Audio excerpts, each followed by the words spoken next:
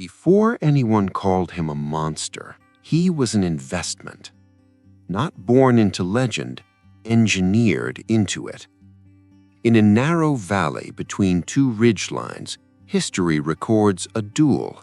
But what unfolded there was not spontaneous courage against brute strength. It was the collision of two systems of power. One system believed fear could be scaled, measured in cubits, reinforced in bronze, amplified through spectacle. The other believed power could not be seen at all.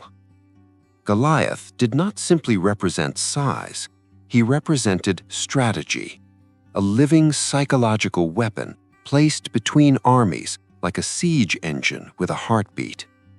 The real question is not how a shepherd defeated a giant. The real question is why an entire civilization believed a giant was necessary in the first place. Welcome to Hidden Origins. Tonight, we examine the structure behind the legend, not the fairy tale, but the design. To understand Goliath, we must first understand the world that required him. The Levant in the early Iron Age was unstable. Coastal powers competed with highland tribes. Trade routes were arteries of wealth, and whoever controlled them dictated survival. The Philistines, maritime settlers with advanced metallurgy, had settled along the coast in 5 fortified cities. Their strength was technological: iron weaponry, organized infantry, structured command. But technology alone does not guarantee submission. Control also demands psychological dominance. When two armies camped on opposite hillsides in the Valley of Elah, neither side immediately attacked. Terrain created stalemate. Any descent into the valley exposed soldiers to elevation disadvantage. Losses would be catastrophic. So, instead of launching waves of infantry, the Philistines deployed something else: a single figure, a champion. Ancient warfare often utilized representative combat, one warrior fighting on behalf of many. It reduced casualties while amplifying morale. But Goliath was not merely a skilled fighter. He was a spectacle constructed to destabilize the opponent before battle even began. Descriptions of his armor are deliberate: bronze helmet, scale coat weighing thousands of shekels, spear shaft described like a weaver's beam. These details are not random embellishments. They create weight in the listener's mind. Imagine standing across the valley, dawn light catching bronze, a voice echoing between cliffs, a body larger than any soldier in your ranks. War is not only physical collision, it is cognitive pressure. The Philistine strategy was elegant. Introduce a variable so intimidating that Israel's army fractures internally. Soldiers begin calculating risk. Leaders hesitate. Doubt spreads faster than arrows. For 40 days, he stepped forward.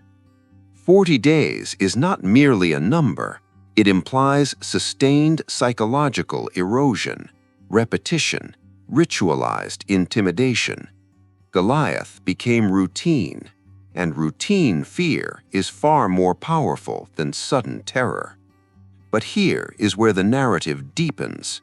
Why would the Philistines rely so heavily on a single warrior? Why elevate one body into a symbol of national dominance? Because symbols travel farther than swords. A towering champion communicates inevitability. It tells the opponent resistance is irrational.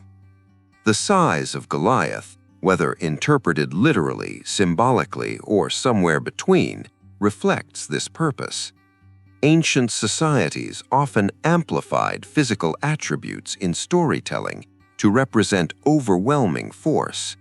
But even if we strip exaggeration away, what remains is clear. He was built to be seen.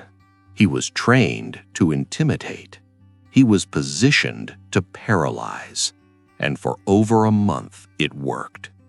Israel's forces did not advance. No challenger stepped forward. Even King Saul, described as tall among his own people, remained stationary. Height alone does not equal courage. Then something disrupted the equilibrium.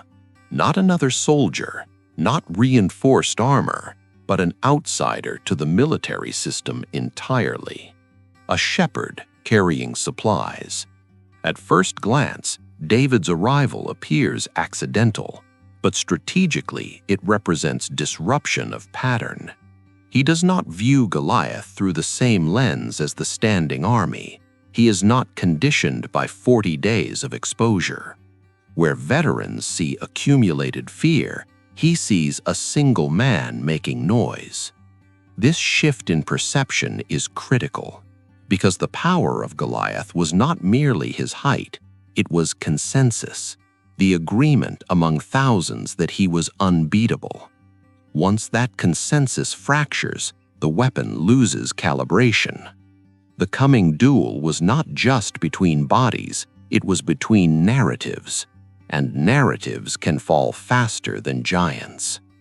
If you were drawn to deeper layers behind ancient legends, subscribe now to Hidden Origins, because the surface story is never the real story. When Goliath stepped into the valley each morning, he did more than challenge Israel's army. He invoked memory. In the ancient Near East, memory was not archived in books. It lived in collective imagination. Stories of towering clans, the Anakim, the Rephaim, circulated across generations. These were not merely tales of unusual height. They were narratives about dominance, about peoples who once controlled fertile plains and strategic corridors. Whether these groups were literal giants, powerful warrior elites, or mythologized remnants of older populations is still debated. But what matters is this: the idea of giant bloodlines already existed long before the Valley of Elah, and ideas can be weaponized. The Philistine Federation was pragmatic. They absorbed influences from surrounding cultures. If legends of ancient, towering warriors already unsettled Israel's psyche, then presenting a champion who appeared to embody those legends was tactically brilliant. Goliath did not need to announce lineage. His presence implied it. This is how myth and military strategy merge. But there is another dimension worth examining: physiology. Extreme height in the ancient world would have been rare, but not impossible. Certain medical conditions, such as pituitary gigantism, can produce unusual stature. In societies without modern medicine, individuals with exceptional physical traits could easily be interpreted as supernatural. Now imagine such a child born into a coastal warrior culture obsessed with strength. He would not be hidden, he would be refined. From an early age, his difference would be interpreted as destiny. Larger shields, heavier spears, custom armor. Not because of sentiment, but because investment in him amplified national image.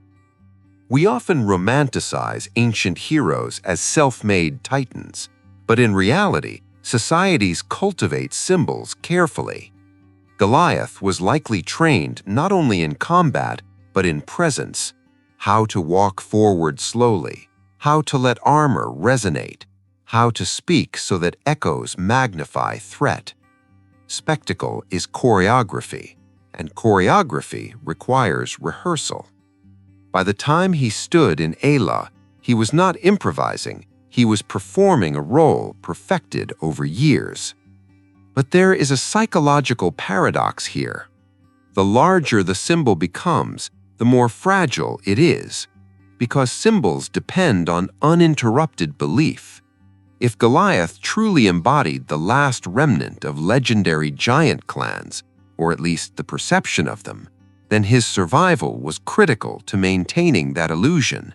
His death would not just be tactical loss, it would dismantle narrative continuity, stretching back generations. This is why representative combat was so risky.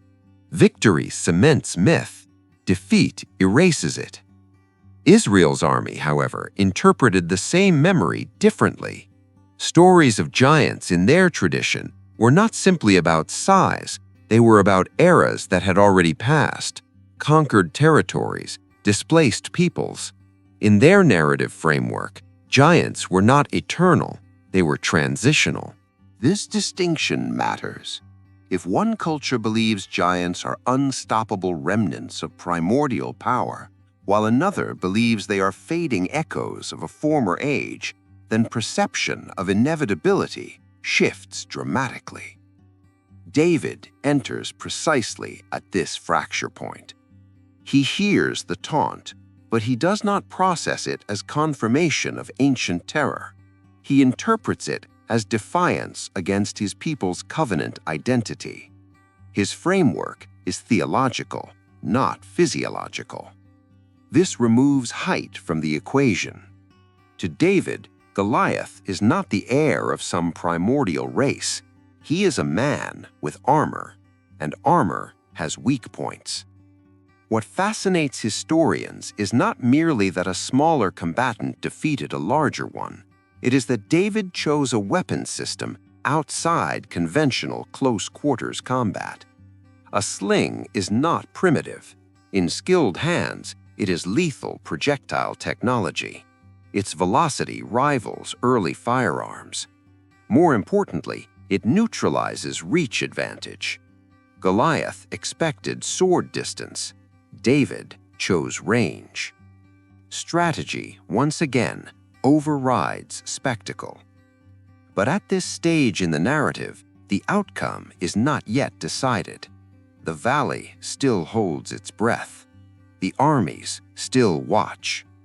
All that has shifted is perception, and sometimes perception is the first domino. If this deeper historical lens reshapes how you see ancient narratives, subscribe to Hidden Origins, because the surface account is only the beginning. The valley narrows where the brook cuts through stone. That detail matters.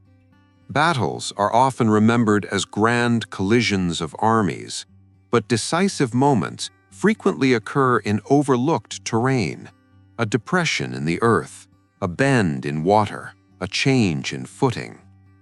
Geography shapes destiny quietly. David descends first. He does not rush recklessly. He moves with purpose, scanning the ground. The text mentions smooth stones from the brook, not jagged fragments. Smooth stones travel truer, less drag, better aerodynamics. This is not improvisation, it is selection. Across the valley floor, Goliath advances with a shield bearer ahead of him. This formation reveals expectation. Heavy infantry training assumes close engagement, sword against sword, spear within thrusting distance. The giant's armor, described in weight and scale, is optimized for frontal assault. It is designed to absorb blows delivered at arm's length. But David has no intention of entering that radius. Here is the psychological pivot. Goliath interprets David's approach as insult. A youth, no armor, no visible sword. He expects ritual combat. Instead, he receives asymmetry. In military theory, asymmetry disrupts dominance structures.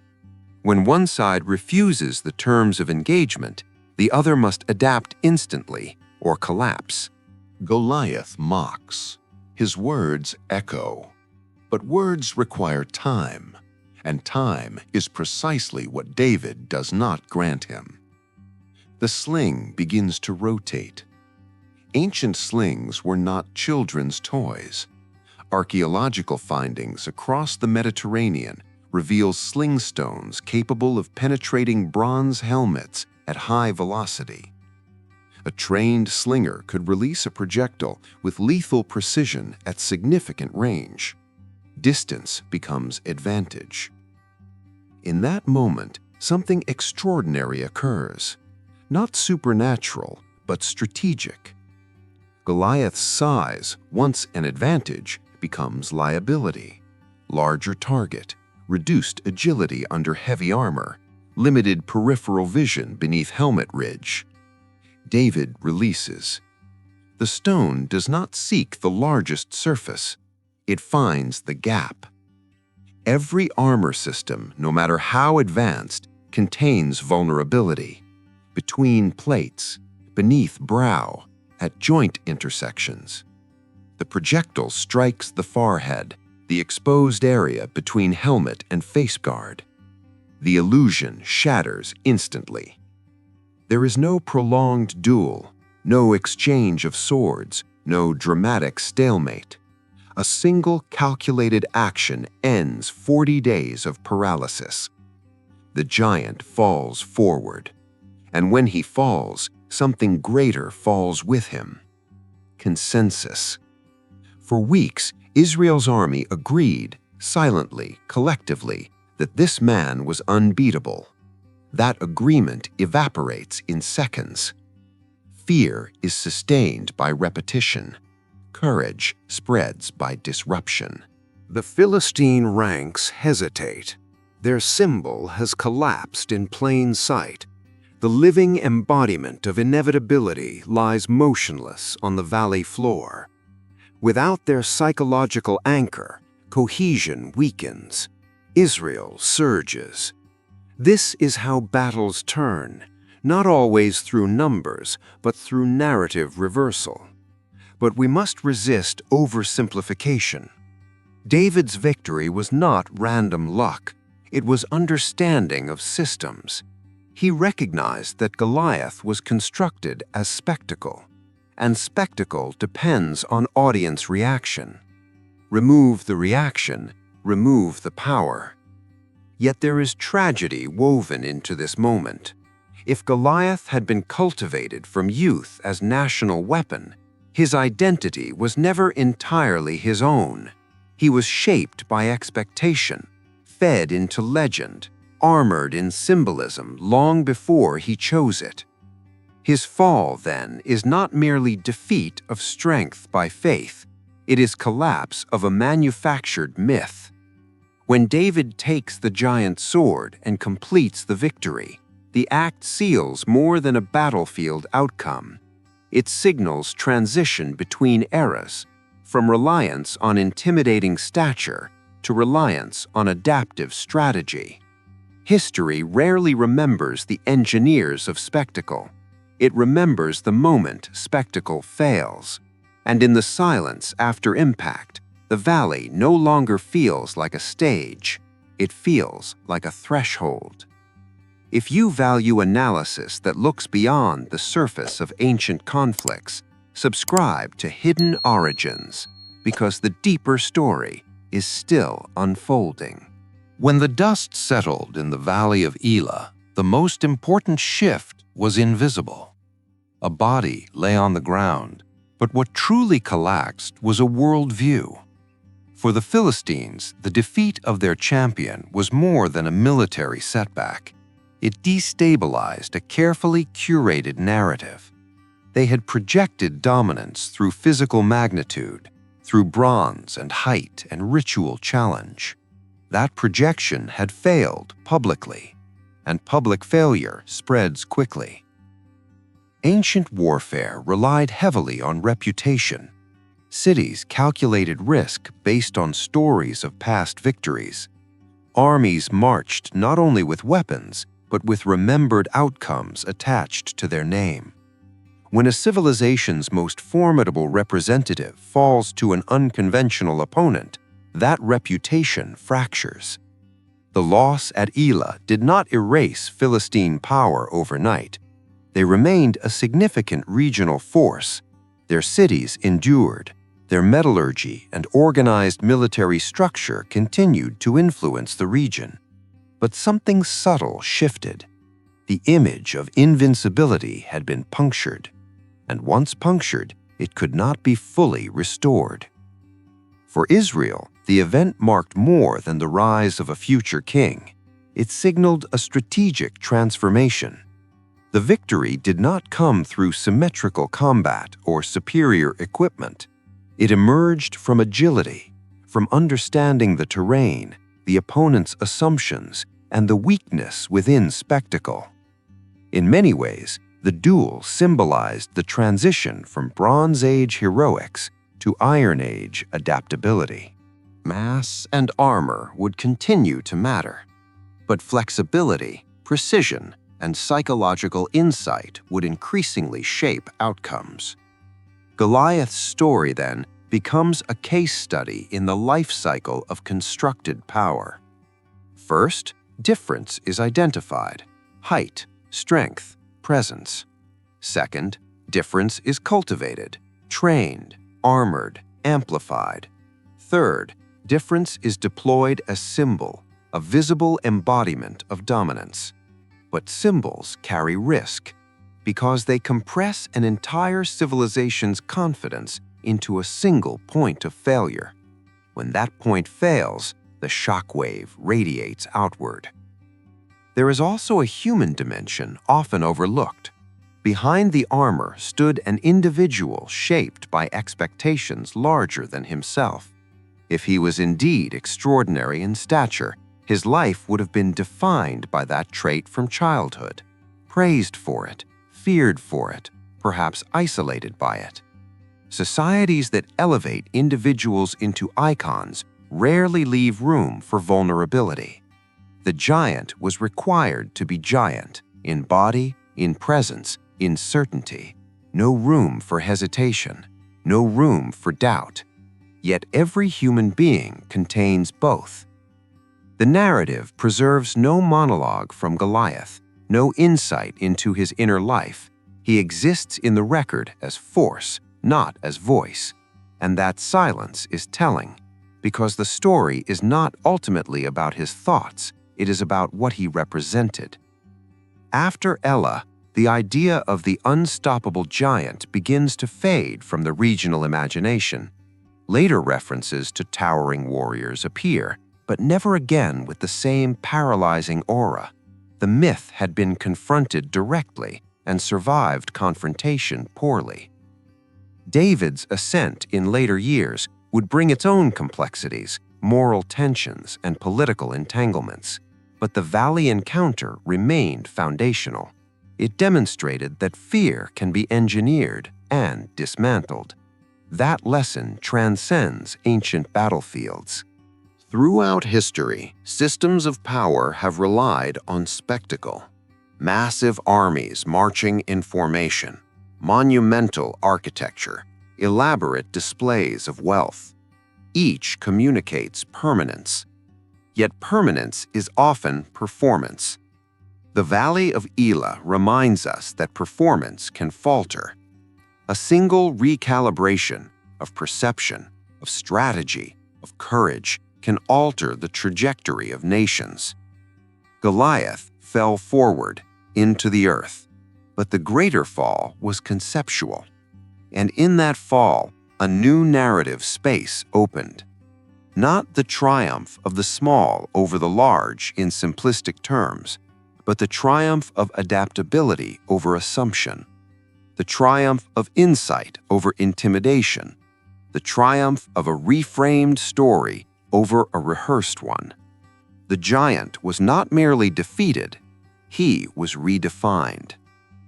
If you appreciate deep analytical explorations of ancient narratives without exaggeration or distortion, subscribe to Hidden Origins and continue uncovering the structures beneath the stories.